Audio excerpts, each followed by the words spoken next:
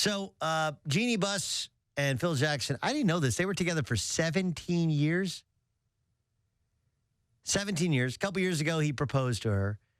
And that was when he was about to retire. He ends up retiring and never closed the deal, never end up getting married. And yesterday, or earlier today, I think it was more yesterday, on Twitter, they both announced that amicably they have parted ways because apparently the old adage about absence making the heart grow fonder is just an adage. It's not a reality.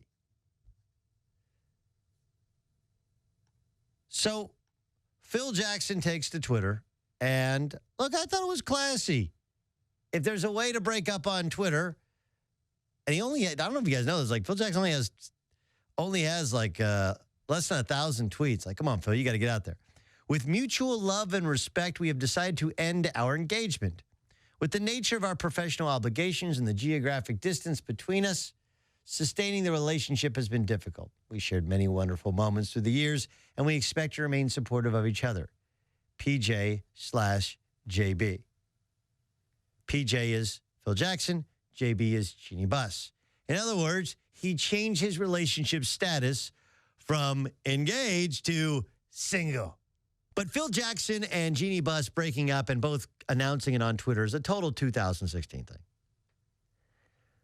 But the relationship, by my estimation, ended when he couldn't get the Lakers job.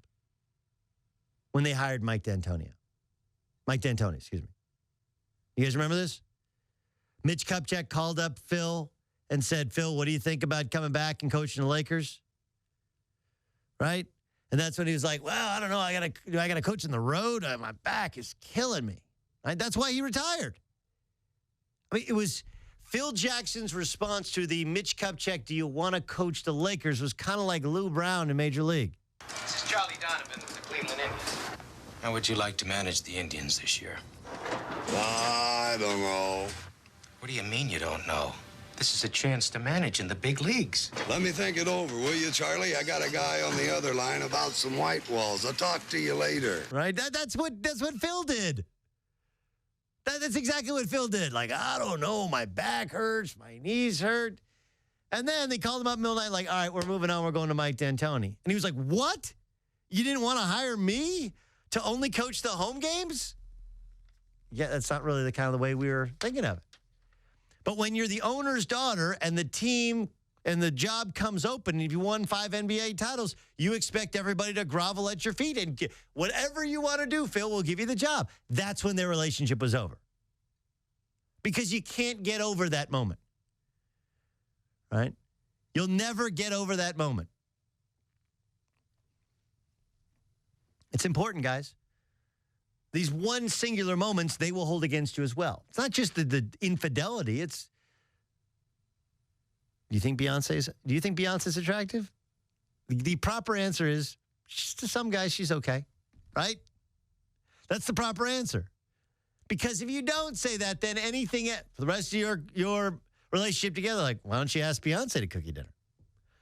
Why don't you ask Beyonce to throw on some sexy underwear, right? That's what happens.